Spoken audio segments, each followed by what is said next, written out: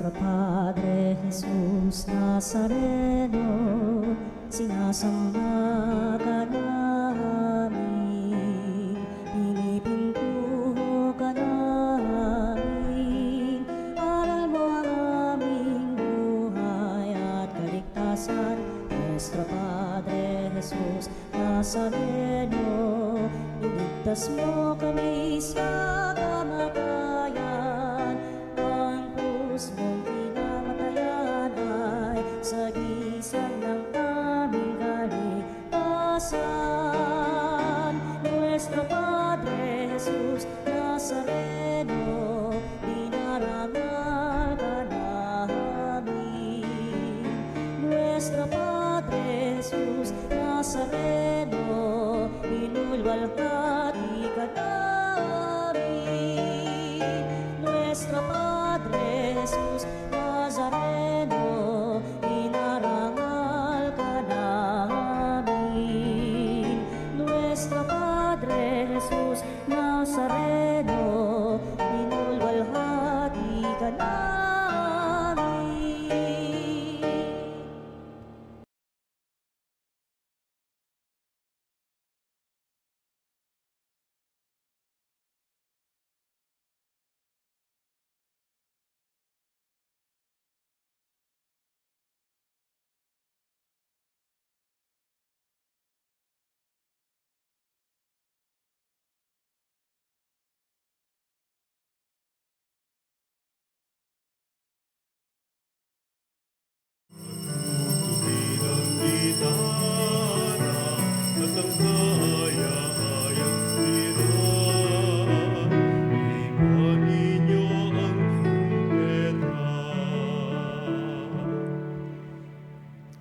Sa ngalan ng Ama at ng Anak at ng Espiritu Santo. Amen.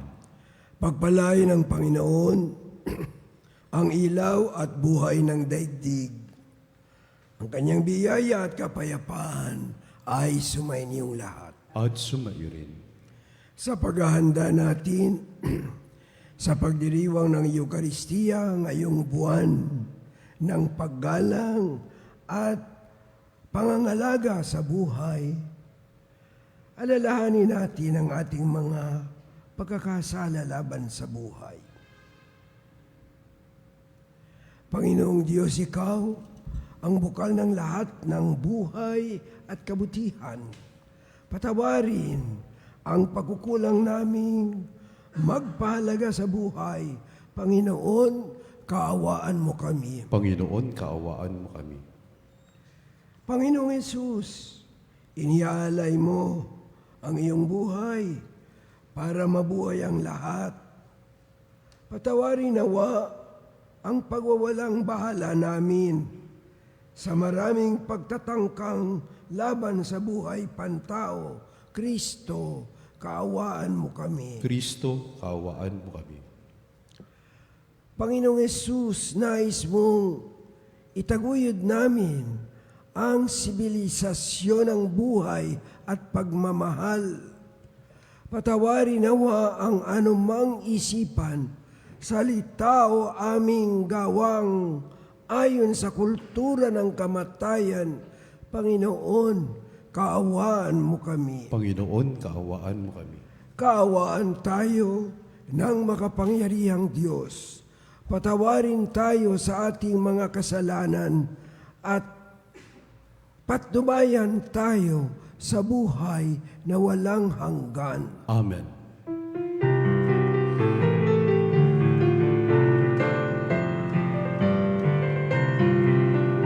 Luwalhati sa Diyos sa kaitaasan, kaloob sa lupa ay kapayapaan.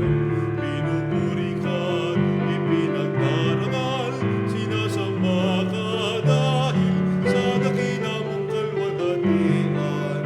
Panginoon naming Diyos, hari ng langit, Amang makapangyarihan. Panginoong Jesucristo, buktong na anak ng Diyos, Kordero ng Ama, ikaw na nag-aalis ng mga kasalanan ng sanlibutan. Tanggapin mo ang aming kahilingan.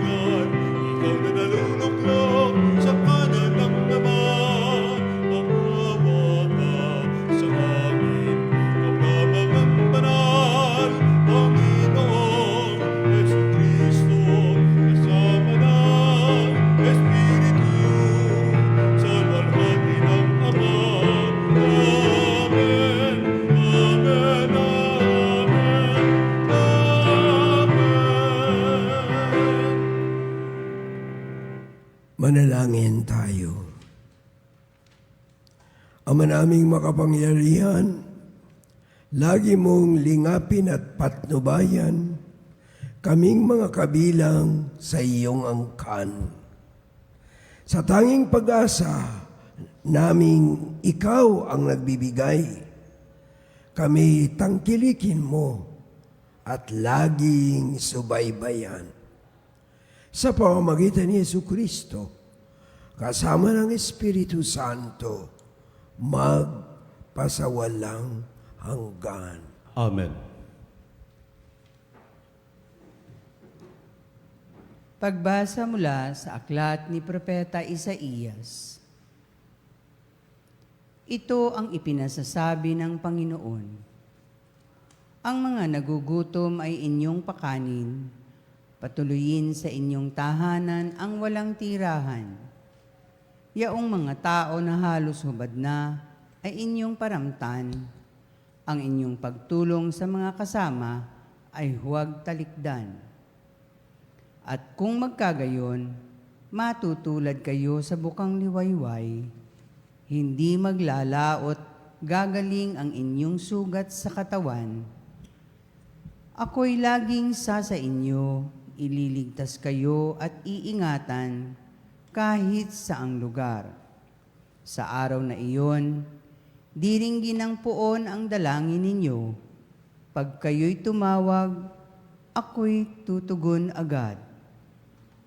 Kung titigilan ninyo ang pang-aalipin at pagsuway sa akin, at ang masasamang salita'y iiwasan, kung ang nagugutom ay pakakanin ninyo at tutulungan, ang kadilimang bumabalot sa inyo ay magiging tila liwanag sa katanghalian. Ang salita ng Diyos. Salamat sa Diyos. Sa dilim ay may liwanag, sa tao na nahahabag. Sa dilim ay may liwanag, sa tao na nahahabag. Ang taong matuwid may bait at habag, kahit sa madilim taglay ay liwanag. Ang mapagpautang nagiging mapalad, kung sa hanap buhay siya'y laging tapat. Sa dilim ay may liwanag, sa tao na nahahabag. Hindi mabibigo ang taong matuwid, di malilimutan kahit isang saglit. Anumang balita'y hindi siya takot, matatag ang puso't may tiwala sa Diyos. Sa dilim ay may liwanag, sa tao na nahahabag. Wala siyang takot, hindi nangangamba, alam na babagsak ang kaaway niya. Mabait na lubha, lalo sa mahirap, ang pagiging matwid ay di nagwawakas. Buong karangalan siyang itataas. Sa dilim ay may liwanag, sa tao na nahahabag. Sa dilim ay may liwanag, sa tao na nahahabag. Pagbasa mula sa ikalawang sulat ni Apostol San Pablo sa mga taga-Korinto. Mga kapatid, nang ako'y pumariyan, ipinayag ko sa inyo ang lihim na panukala ng Diyos. Ngunit, hindi sa pamagitan ng malalalim na pananalita o matataas na karunungan.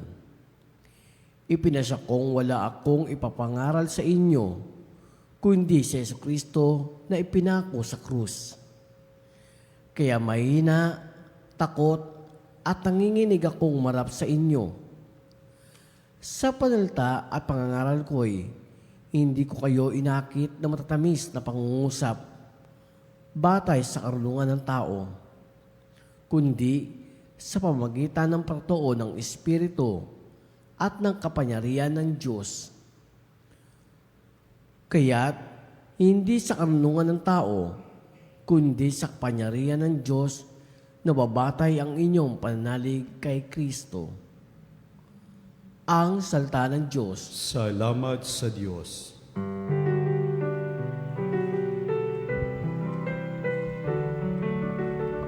Hallelujah, hallelujah, hallelujah. Hallelujah, hallelujah, hallelujah, hallelujah. Sinabi ni Jesucristo, ako'y ilaw ng mundo at buhay ng alagad ko. Hallelujah, hallelujah, hallelujah, hallelujah, hallelujah, hallelujah, hallelujah. Sumainyo ang Panginoon. At sumairin. Ang mabuting balita ng Panginoon ayon kay San Mateo. Papuri sa iyo, Panginoon.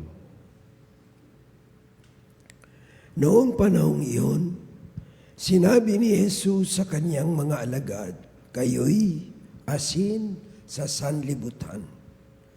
Kung mawawalan ng alak ang asin, paano pang mapapanauli ang alat nito? Wala na itong kabuluhan. Kaya't itinatapon na lamang at iyayapakan ng mga tao. Kayo'y ilaw ng sanlibutan. Hindi may tatago ang isang lunsod na nakatayo sa ibabaw ng burol. Walang nagsisindi ng ilaw at naglalagay nito sa ilalim ng takalan. Sa halip, ay inilalagay ito sa talagang patungan upang matanglawan ang lahat ng nasa bahay. Gayon din naman, dapat ninyong paliwanagin ang inyong ilaw sa harapan ng mga tao upang makita nila ang inyong mabubuting gawa at papurihan ang inyong amang nasa langit. Ang mabuting balita ng Panginoon. Pinupuri ka namin, Panginoong Heso Kristo. Mga minamahal ko mga kapatid, buwan naman ng Pebrero at sadyang ang bilis ng buhay. Sa bilis talaga kahit ilang taon kay maikli at mabilis. Kaya ito'y pangalagaan natin ang buhay. Kaya sa buwan ng Pebrero, ang ating mga ang pagpapahalaga sa buhay at pag-aalaga ay sa loob ng buwan ng ito ay nandyan ang araw, Universal Day of Prayer para sa mga may sakit. Kaya, ngayong buwan na ito, ang ito siya ang ating Santo Papa ay para sa mga batang may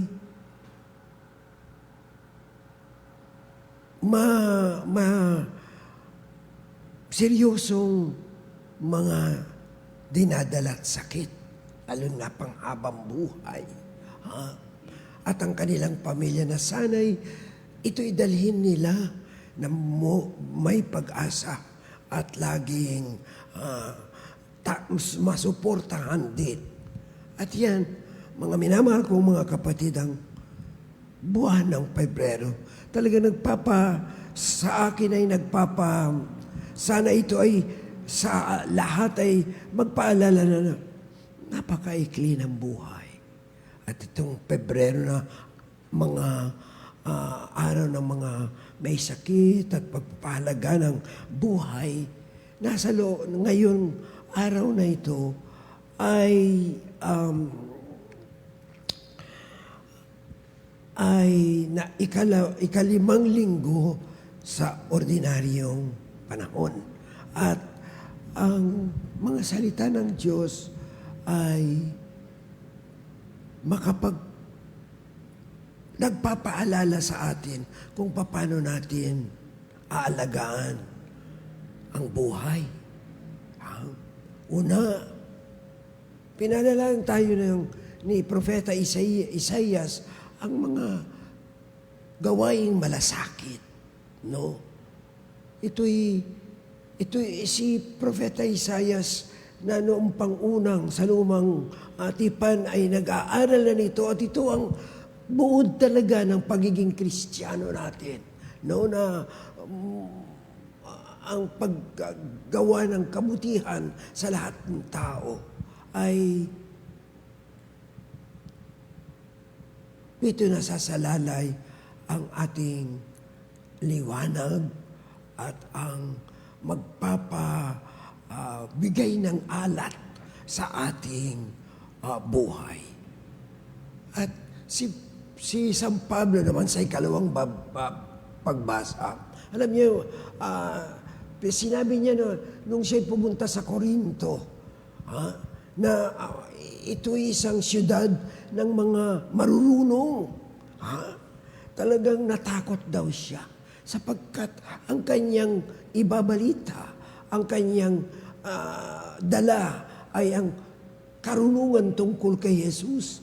At ibang klaseng karunungan ang mga alam ng mga Griego. Kaya siya ay takot na takot. Pero siya'y nagpasya na ang karunungan kanyang ipapahayag lamang ay ang karunungan tungkol sa ating Panginoong Jesucristo. At ang daming aral na ating makukuha sa buhay ng ating Panginoong Jesus. Kaya, maski na siya na lamang ang ating pag-usapan, ang kanyang mga nagawa at ang kanyang katangian, kung paano magpakatao na pinakita niya sa atin ay tama nga, isang karunungan na hindi natin dapat ikahiya. At ngayon, pinaalalahanan tayo ng ating Panginoon na sino mang alagad niya, isang Kristiyano, ay asin at ilaw. Ang asin ay nagpapasarap sa buhay ng mga bagay na tumatagal at sumasarap din. Mga minamahal ko mga kapatid, ang buhay ng pagsunod kay Jesus ay dapat tumagal. Hindi lang pansamantala kung maganda ang takbo ng buhay, kundi ito rin ay ating dinadala maski na sa gitna ng kahihiyan. At yung kahihiyan dahil sa paggawa ng mga kasalanan at hindi mabuti sa ating kapwa. Naalala ko ngayon ang mga taong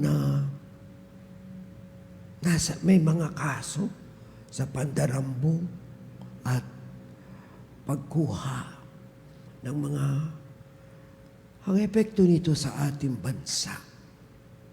Epekto nito rin sa kahirapan, pagpapahirap sa mga ordinaryong tao. Mga minamahal kong mga kapatid, ito pero sila rin, yung mga nakagawa rin sila rin ay dapat kaawaan. Ha? At ating ipagdasal na ibalik ang lahat ng mga nakaw. Pag ikaw ay nagnakaw, mga kapatid, ang patawad ng Panginoon ay makakamit mo pag ikaw ay nagbalik.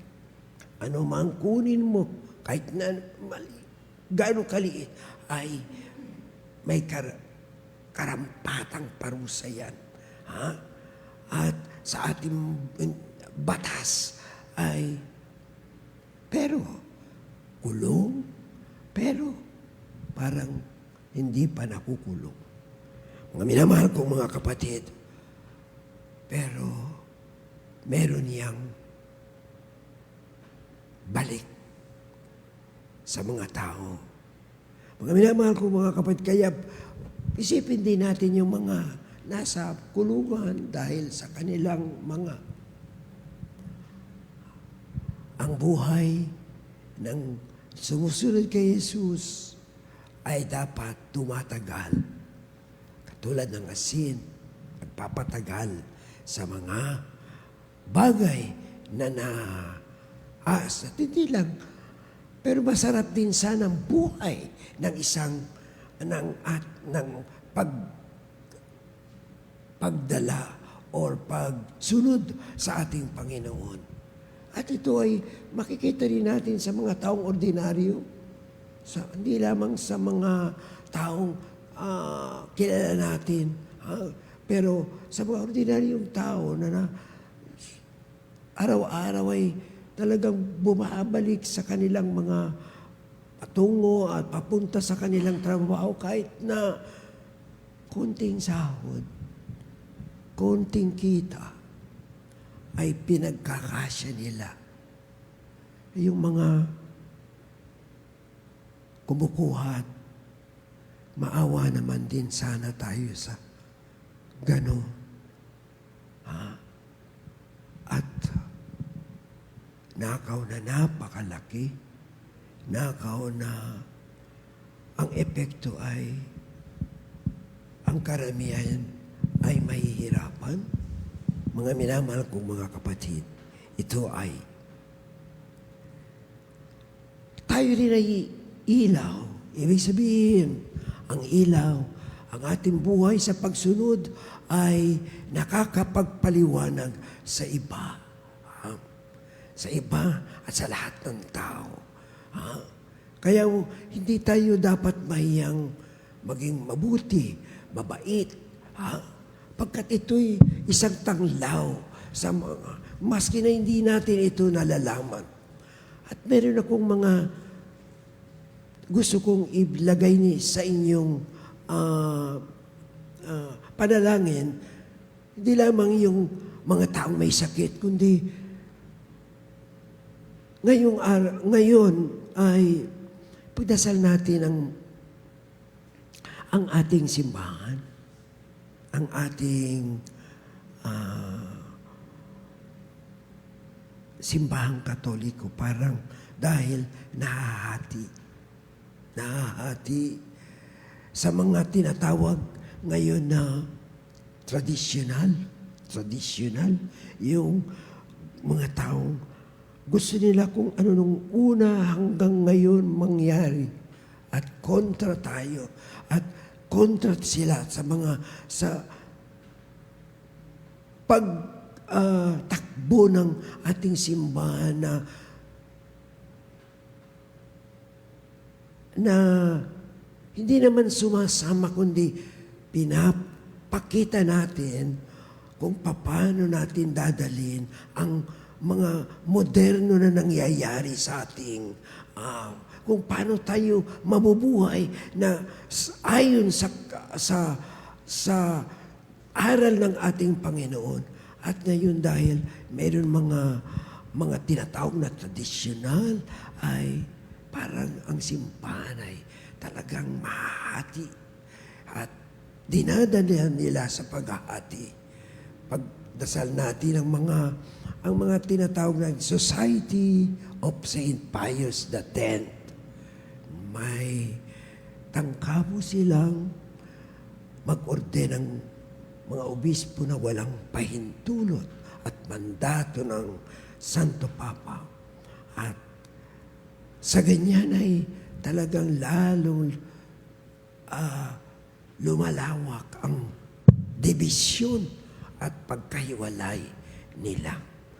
At yan po sana ay ating ipanalangin din,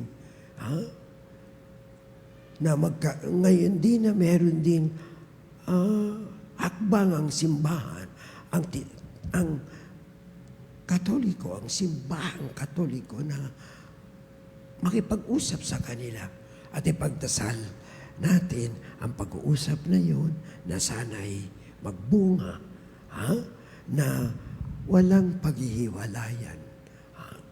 At yan ay ang gusto kong ipadala sa mga panalangin ng lahat ng mga tao nakikinig sa atin ngayon.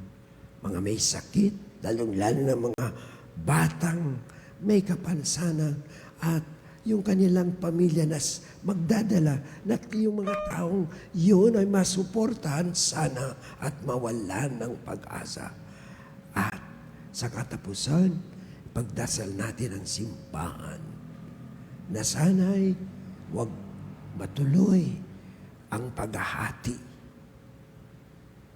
na hindi na maibabalik.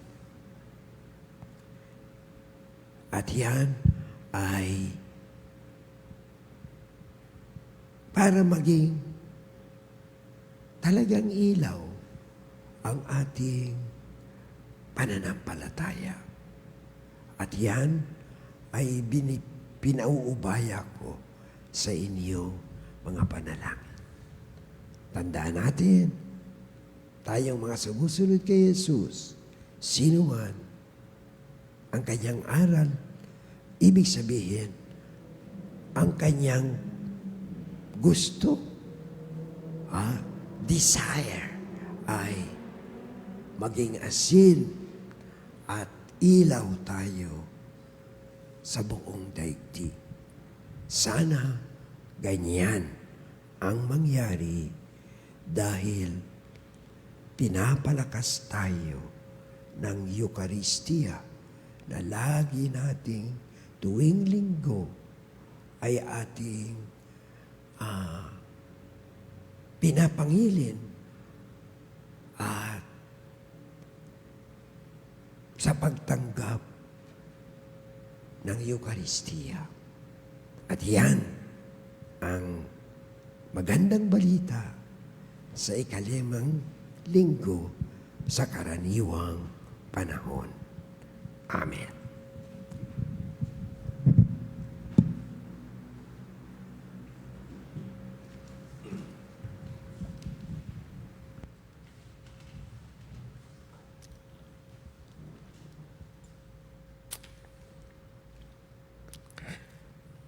Ipahayag po natin ang ating pananampalataya. Sumasampalataya ako Sa Diyos amang makapangyarihan sa lahat na na may gawa gawa ng langit at lupa. Sumasampalataya ako kay Hesu Kristo, isang anak ng Diyos, Panginoon nating lahat. Nagkatawang tao siya lalang ng Espiritu Santo. Ipinaganak ni Santa Mariang Birhen, pagkasakit ni Poncio Pilato, ipinako sa krus, namatay, inilibing, nanahog sa kinaroroonan ng mga yumaw, hanggang may ikatlong araw na buhay na maguli, umakyat sa langit, naluluklok sa kanan ng Diyos amang makapangyarihan sa lahat. Doon magmumulang paririto at hukom sa nangabubuhay at nangamatay na tao. Sumasampalataya naman ako sa Diyos Espiritu Santo, sa banal na simbahang Katolika, sa kasamahan ng mga banal, sa kapatawaran ng mga kasalanan, sa pagkabuhay na muli ng nangamatay na tao, at sa buhay na walang hanggan. Amen. Di madali ang maging tunay na misyonerong alagad ng Panginoon, sapagkat hinihingi nitong ganap nating isabuhay ang mabuting balita. Sa ating kahinaan, manalangin tayo. Panginoon, pakinggan mo kami. Panginoon, pakinggan mo kami. Nawa, ang simbahan ay manatiling tapat sa pagtubad ng misyon ni Kristo. Manalangin tayo. Panginoon, pakinggan mo kami. Naway, maging inspirasyon sa lahat ng mga Kristiyano ang Santo Papa, mga obispo, pari at religyoso. Manalangin tayo. Panginoon, pakinggan mo kami. Naway, pukawin ng banal na Espiritu ang lahat sa kabanalan ng buhay mula sa paglili hanggang kamatayan at tulungan silang mamuhay ng tama. Manalangin tayo. Panginoon, pakinggan mo kami. Naway, palagaan ng mga magulang ang kanilang mga anak at palakihin silang mga mabubuti at tapat na Kristiyano. Manalangin tayo. Panginoon, pakinggan mo kami. Sa ilang sandali ng katahimikan, ipanalangin natin ang kagalingan at ang tanging kahilingan ng ating mga Eucharistic Advocate.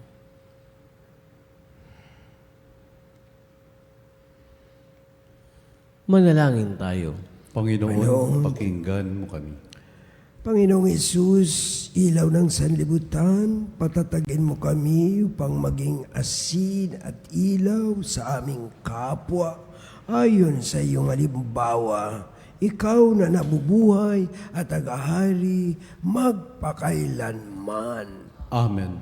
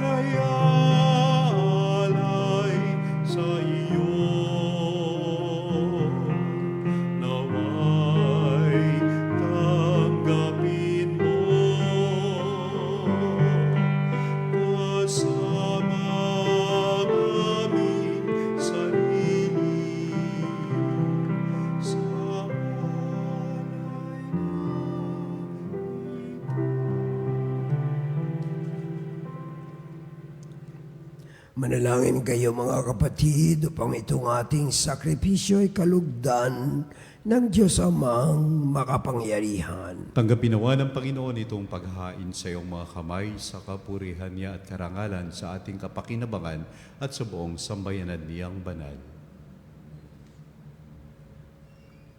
Ama naming lumikha, ang pagkait inuming narito ay iyong ginawa upang mapalakas kaming mga mahihina. Ipagkaloob mo, ito ay aming mapagsaluhan bilang pakikinabang sa buhay mong pang magpakailanman sa pamamagitan ni Jesucristo, kasama ng Espiritu Santo, magpasawalang hanggan. Amen. Sumainyo ang Panginoon. At sumaiyo rin. Itaas sa Diyos ang inyong puso at diwa. Itinaas na namin sa Panginoon. Pasalamatan natin ang Panginoong ating Diyos. Marapat na siya ay pasalamatan. Ama naming makapangyarihan, tunay ngang marapat na ikaw ay aming pasalamatan sa pamamagitan ni Yesu Kristo na aming Panginoon. Sa dakilang pagtubos niya sa amin, ang kasalanan at kamatayang aming pasanin ay binalikat niya upang kami palayain at maitampok sa iyong luningning. Siyang nagtanghal sa amin bilang liping hinirang, pari at haring lingkod sa iyong kamahalan. Mula sa kadiliman kami iyong tinawag upang makasapit sa iyong liwanag bilang iyong angkang may tungkuling maglahad ng iyong dakilang pag-ibig sa lahat. Kaya kaisa ng mga anghel na nagsisiawit ng papuri sa iyo nang walang humpay sa kalangitan, kami nagbubunyi sa iyong kadakilaan.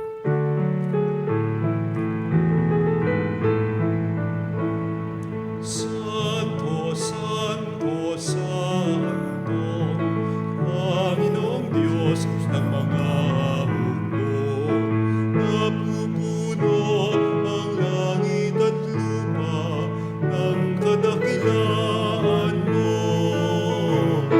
Hosana, Hosana, sa kaitaasan. Hosana, Hosana, sa kaitaasan. Pinagpala ang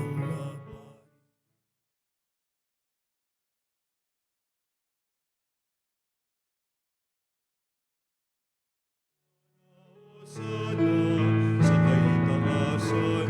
Hosana, Hosana, sa kaitaasan.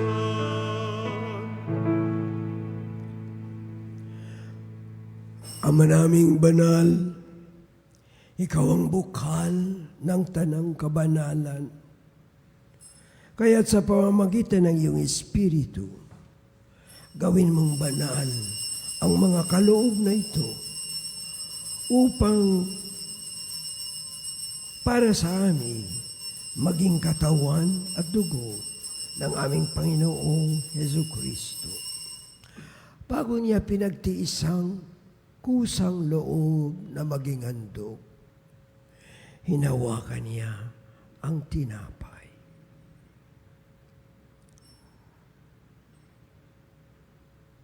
Pinasalamatan kaniya. Pinaghati-hati niya yun.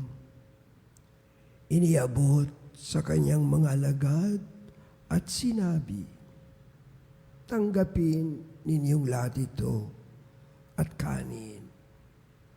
Ito ang aking katawan na ihahandog para sa inyo.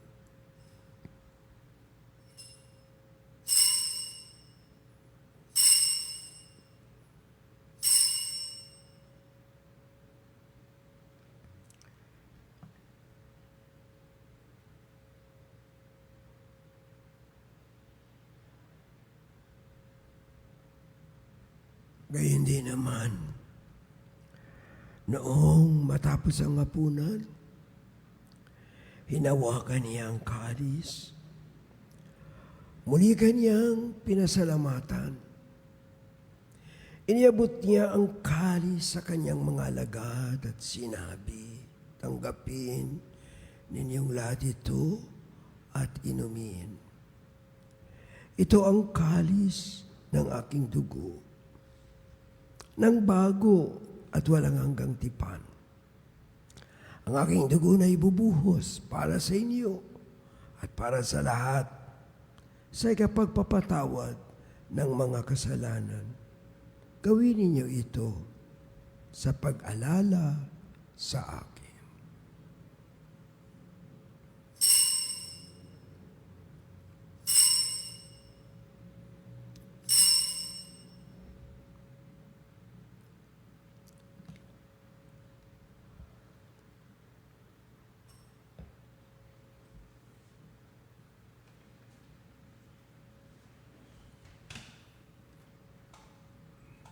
Ipagbunyi natin ang misteryo ng pananampalataya. Si Kristo'y namatay, si Kristo'y nabuhay, si Kristo'y babalik sa wakas ng panahon. Ang mga ginagawa namin ngayon, ang pag-alala sa pagkamatay at muling pagkabuhay ng iyong anak. Kaya tiniaalay namin sa iyo ang tinapay na nagbibigay buhay at ang kalis na nagkakaloob ng kaligtasan. Kami nagpapasalamat dahil kami yung minarapat at tumayo sa harap mo para maglingkod sa iyo.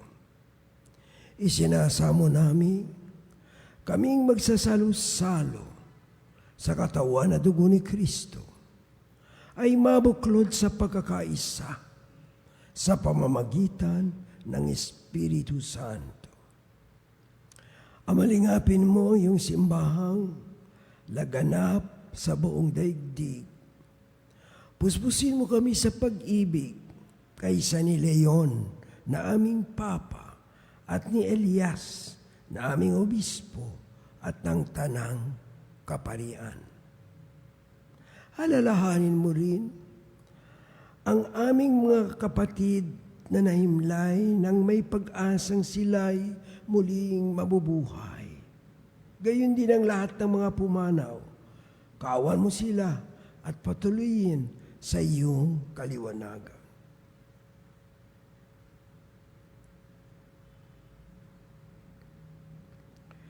Kawan mo't pagindapatin din kaming lahat na makasalo sa iyong buhay na walang wakas, kaysa ng malabiring Maria na ina ng Diyos, kaysa ni San Jose na kanyang kabiyak ng puso, kaysa ng mga apostol at ang lahat ng mga banal na namuhay dito sa daigdig ng kalugod-lugod sa iyo, may pagdiwang nawa namin ang pagpupuri sa ikararangal mo sa pamamagitan ng iyong anak na aming Panginoong Jesucristo.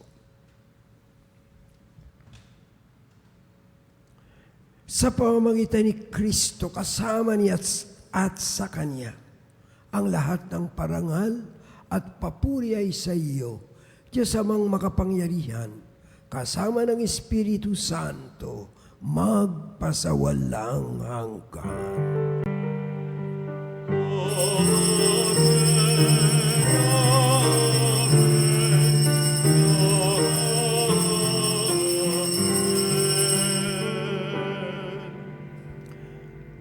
Sa tagubili ng mga nakagagaling na utos at turo ni Jesus na Panginoon natin at Diyos, ipahayag natin ng lakas loob.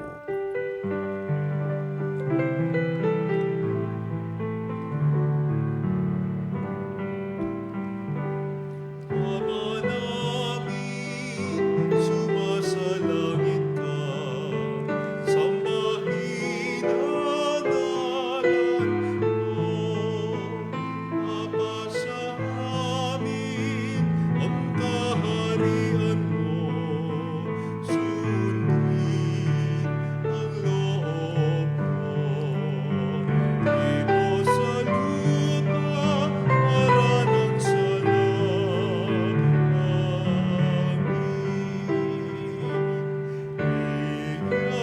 mo kami ngayon ng aming kakanin sa araw-araw at patawarin mo kami sa aming mga kasalanan. Para ng pagpapatawad namin sa nagkakasala sa amin. At huwag mo kami ipahintulot sa tukso, at yadya mo kami sa lahat ng masama. Hinihiling namin kami iadya sa lahat ng masama. Pagkalooban ng kapayapaan araw-araw, iligtas sa kasalanan at ilayo sa lahat ng kapahamakan. Samantalang aming pinananabikan ang dakilang araw ng pagpapahayag ng tagapagligtas naming si Yesu Kristo. Sapagkat iyo ang kaharian at ang kapangyarihan at ang kapurihan, magpakailanman. Amen. Panginoong Yesu Kristo, sinabi mo sa iyong mga apostol, kapayapaan ang iniiwan ko sa inyo. Ang aking kapayapaan ang ibinibigay ko sa inyo. Tungayan mo ang aming pananampalataya at huwag ang aming mga pagkakasala. Pagkalooban mo kami ng kapayapaan at pagkakaisa. Ayon sa iyong kalooban, kasama ng Espiritu Santo, magpasawalang hanggan. Amen. Ang kapayapaan ng Panginoon ay laging sumainyo. At sumaiyo rin. Magbigayan tayo ng kapayapaan sa isa't isa. Kapayapaan po sa inyo lahat, mga kapanalig. Kordero ng Diyos na nag-aalis ng mga kasalanan ng sanlibutan, maawa ka sa amin. Kordero ng Diyos na nag-aalis ng mga kasalanan ng sanlibutan, maawa ka sa amin. Kordero ng Diyos na nag-aalis ng mga kasalanan ng sanlibutan, ipagkaloob mo sa amin ang kapayapaan.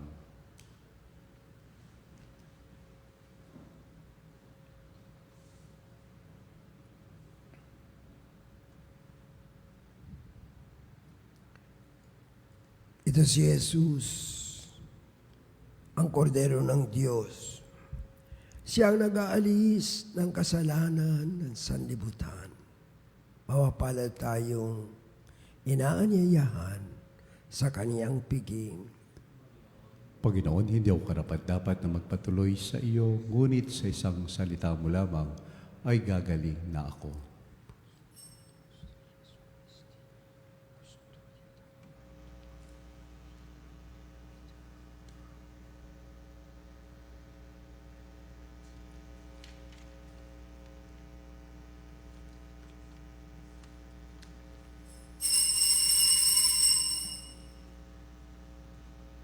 Mga kapanalig, ating dasalin ang komunyong espiritual. O Jesus, nananalig ako sa pananahan mo sa kabanal-banalang sakramento. Minamahal kita higit sa lahat at hangad ka ng aking kaluluwa. Hindi ko man matatanggap ngayon ang iyong katawan at dugo, inaasahan ko na patuloy kang mamumuhay sa aking puso. Naniniwala ako na narito ka at kaisa ka ng aking buong pagkatao. Huwag mong ipahintulot na mawalay ako sa iyo. Amen.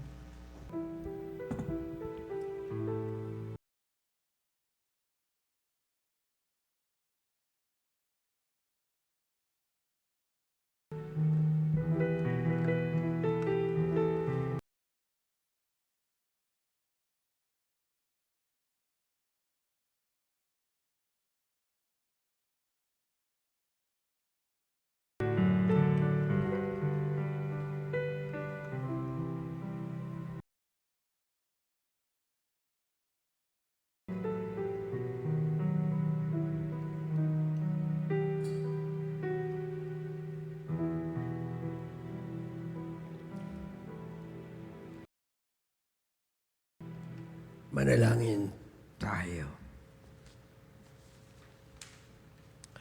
Ama naming mapagmahal, sapagkat inuming pagkakaisa ang ibinibigay, kami niloob mong makapakinabang. Kaysa ni Kristo kami naway makapamuhay upang makapamunga ng may kagalakan para sa kapakanan ng aming kapwa-tao sa sanlibutan. Sa pamamagitan niya, kasama ng Espiritu Santo, magpasawalang hanggan. Amen. Sumainiyo ang Panginoon. At sumaiyo rin. Pagpalain nawa kayo ng makapangyarihang Diyos, Ama at Anak at Espiritu Santo. Amen. Nayalay na natin ang ating Eucharistia. Humayo kayo sa kapayapaan ni Kristo. Salamat sa Diyos.